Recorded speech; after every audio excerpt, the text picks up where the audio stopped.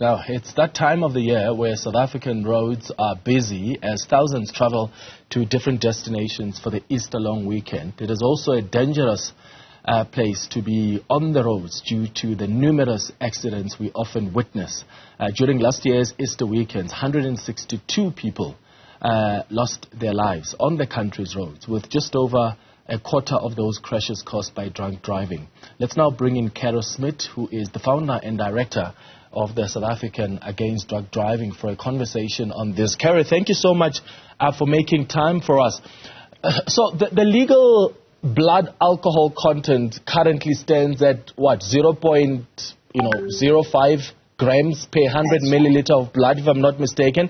But when you look at research, it strongly suggests that the BAC limit should be reduced to 0.02 grams of alcohol per 100 milliliter of blood, as the chances of a fatal car accident are between 5 to 7 times greater under the current limit when compared to that limit of 0.02 grams per 100 milliliter.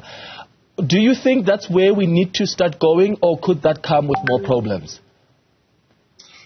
I really don't think we need to change the limit. Our limit is well within what the World Health Organization say is best practice, looking at evidence, because under 0.05, very few fatal crashes happen. It's usually way over that limit where the fatal crashes happen.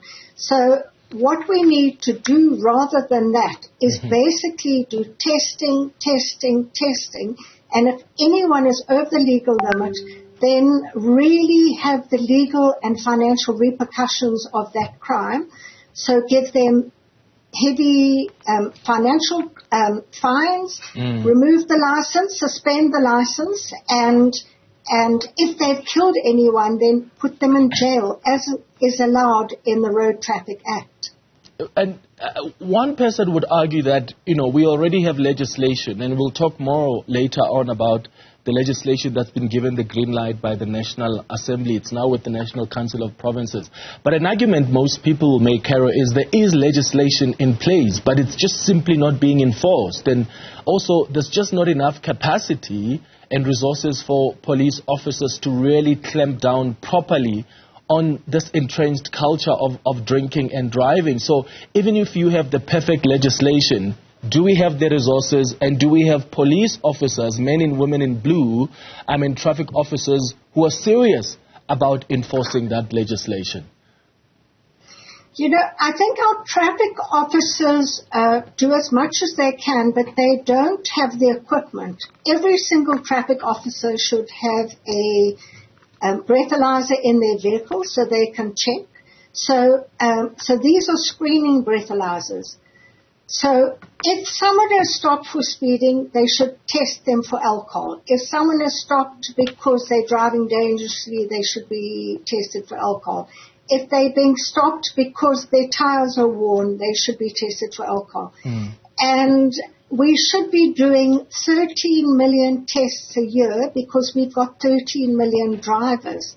So certainly, we need to do more and more testing. And the other problem is most of the crashes, remember, drink driving is not an accident. It's a choice, and it's a preventable crash.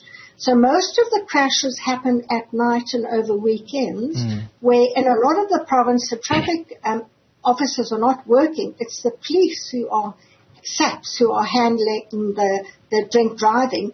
And the SAPs often do not see drink driving as a serious crime it is, and they don't have breathalyzers. And I have heard of many police officers who let people off with a warning because they say no one was killed, or otherwise, if a person says, I refuse to have a blood test done, they say it is their right to refuse, whereas according to the National Road Traffic Act, no one may refuse to have a blood test or breath test taken, or if they do refuse, then that means that they are guilty and they could be fined for being over the legal limit. And then you've got that aspect of corruption as well, where you've got drivers who will be drinking and driving, and it's very easy to get off the hook because all you do is just pay some money to the traffic officer who has stopped you. And I wonder how we then change, that also entrenched culture of corruption on our roads, because that's also part and parcel of the problem. Absolutely. But, Road Traffic Management Corporation and the Department of Transport say that they are working very hard on the corruption.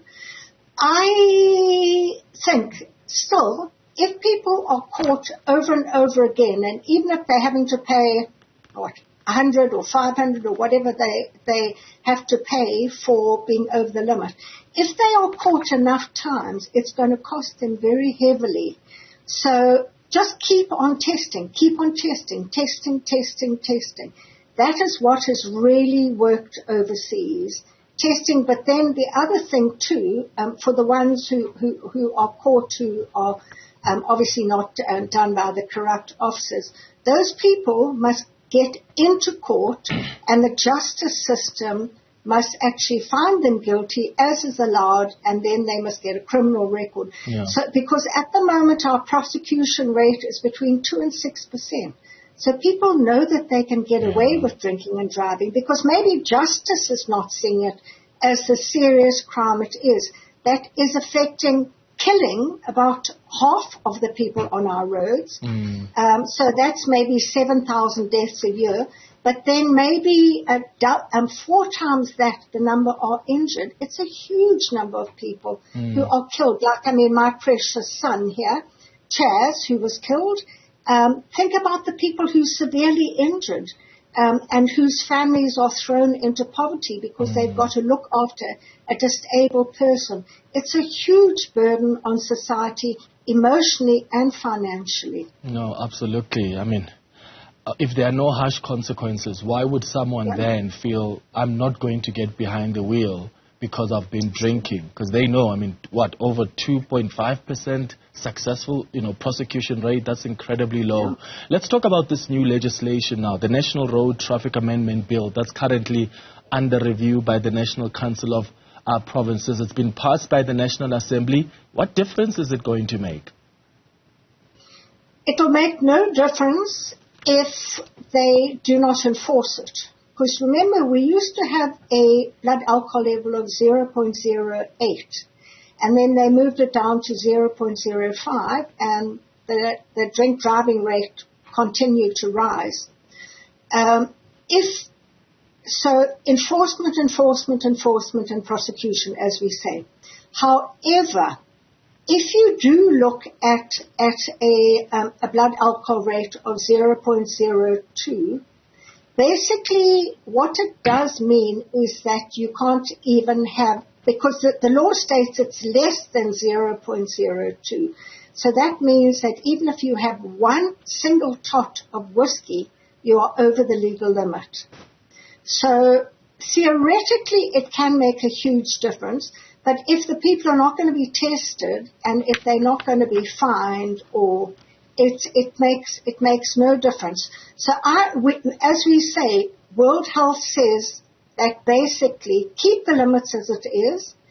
Make sure that the limit for your novice drivers, so that in the first 2 years after a person gets their license, whether they are 18 or whether they are 40, they should either have a zero blood alcohol rate allowed, or and have a big P put behind there on the vehicle, showing they're a probation driver, or otherwise it should be 0.02.